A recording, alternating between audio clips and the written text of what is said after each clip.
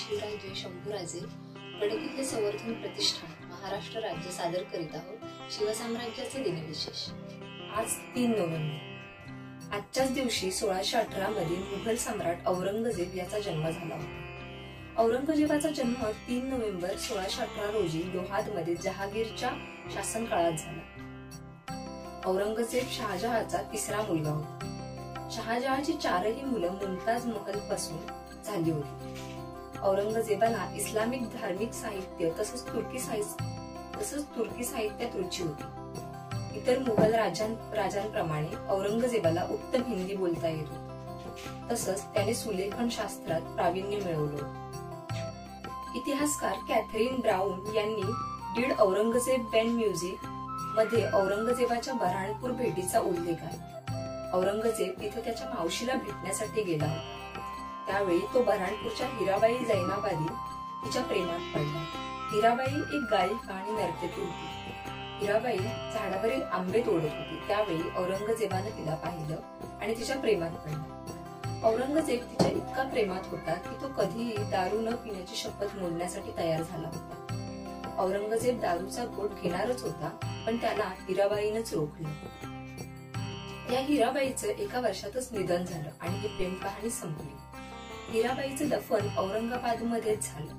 या घटनेनंतर औरंगजेब अधिक कट्टर धर्मांध व क्रूर झाला, असे इतिहासकारांचे मत आहे। शहाजहाच्या 4ही मुलांना कमी वयातच सिंहासन मिळवण्याची ओढ लागली होती। त्या काळात मध्य आशियातल्या पद्धतीनुसार सर्व भावांचा सत्तेवर समान हक्क असायचा। मुघल शासक सुद्धा या परंपरेचं पालन करत होते। दारा शुकोह उत्तराधिकारी व्हावा अशी शहाजहाची इच्छा होती, तर औरंगजेबाच्या मते मुघल साम्राज्याचा योग्य वारस तो स्वतः होता। 1658 ला औरंगजेब आणि लहान भाऊ मुराद यानं आग्र्याच्या किल्ल्याला घेरलं होतं। त्यावेळी शहाजहा किल्ल्याच्या आतच होता। औरंगजेबाने किल्ल्याचा पाणी पुरवठा तोडला। काही दिवसातच शहाजहान किल्ल्याचे दरवाजे उघडले आणि स्वतःला औरंगजेबाकडे सोपवलं। यावेळी साम्राज्याची 5 भागात विभाजन करण्याचा प्रस्ताव शहाजहानने ठेवला। 4 भावांना 4 हिस्से आणि 1 हिस्सा औरंगजेबाचा मोठा मुलगा मोहम्मद सुलतान याला देण्याचा प्रस्ताव होता। 3 नोव्हेंबर इसवी सन 1678 छत्रपती शिवाजी महाराज स्वराज्याबाहेर असल्याने स्वराज्याची जबाबदार आमच्याकडे असल्याने तुर्तास आम्हास आपल्याकडे येणे शक्य नाही, असे म्हणत संभाजी महाराजांनी दिलेर खान यास अनेक महिने खेळवत ठेवले होते।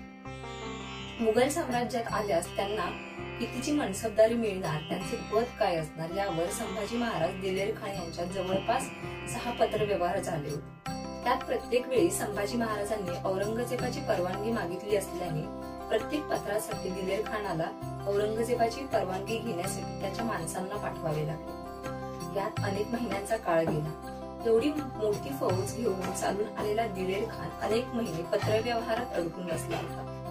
त्याची फौज विना लढाई असल्याने सुस्तावली होती। दिवसेंदिवस फौजेचा खर्च वाढला होता। संभाजी महाराजांनी राजकारणातील गनिमी-कावा करत दिलेर खानला स्वराज्यात चांगलेच अडकवून ठेवले होते। परंतु त्यानंतर छत्रपती शिवाजी महाराज एप्रिल-मे 1678 दरम्यान कर्नाटकच्या स्वारीवरून परतल्यावर त्यांनी राजांना सज्जनगडावर जाण्याचा आदेश दिला।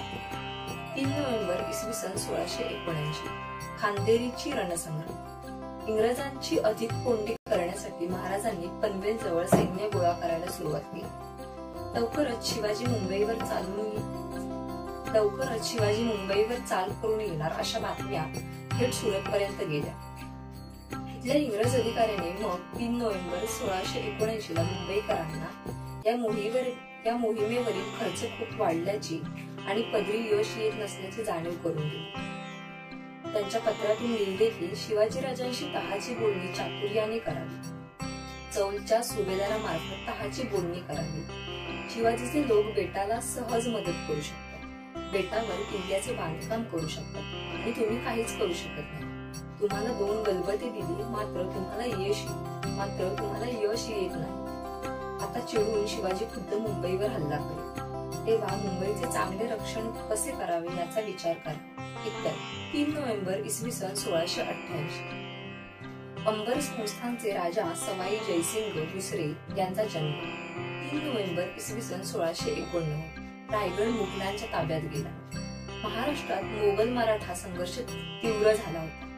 रामचंद्र पंत, शंकराजी नारायण, संताजी, धनाजी एकदिलाने लढा देऊन चिवट प्रतिकार करत होते. तिकडे इतिकत खानाने रायगडाचा वेढा चोख ठेवला होता.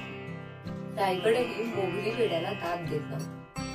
पण तुंगभद्रा नदीकाठी झालेल्या संग्रामानंतर राजाराम महाराजांच्या अटकेच्या बातमीने सर्व निरोप पालटला. रायगडावर भीतीचे ढग जमा होऊ लागले. दक्षिणेतून उलटसुलट बातम्या येत होत्या. त्यामुळे रायगडावरून येसुबाईंच्या सुटकेची आशा मावळत चालली होती. मोगलांची सरशी झाल्यास गडावरील राजकुटुंबास धोका होत होता. मोगली आक्रमणात त्यांची हत्या झाली असती किंवा कैदेत विटंबना झाली असती. त्यामुळे मोगलांची सन्मानपूर्वक बोलणी करून वाटाघाटी करण्याकडे येसुबाईंचा कल झुकू लागला. त्याप्रमाणे त्यांनी इतिकत खानाकडे निरोप पाठवला. इतिकत खानाने आलेल्या संधीचा फायदा उठवला. रायगड आपल्या ताब्यात आल्यास आपण संभाजी महाराजांच्या कुटुंबास सन्मानाने वागवू असा निरोप त्याने पाठवला. वाटाघाटींना हळूहळू यश येऊ लागले. 3 नोव्हेंबर 1689 रोजी रायगड मुघलांच्या ताब्यात गेला. योगायोगाने त्याच्या एकच दिवस अगोदर राजाराम महाराज सुखरूप जिंजीत पोहोचले होते. येसुबाई साहेबांचा धोरणीपणा पुन्हा एकवार दिसून येतो. स्वराज्याचे जास्त नुकसान होऊ नये म्हणून त्या स्वतःहून कैदेत गेल्या. यावेळी त्यांच्या बरोबर युवराज शाहू, शिवरायांच्या पत्नी सकवारबाई साहेब व रायगडावरील इतर प्रमुख अधिकारी व त्यांचे कुटुंब कबिले मोगल्यांच्या कैदेत गेले. 3 नोव्हेंबर इसवी सन 1760 दिनांक 1 नोव्हेंबर 1760 या दिवशी अब्दाली पानिपतावर आला आणि पहिल्यांदाच थेट मराठ्यांना भेटला.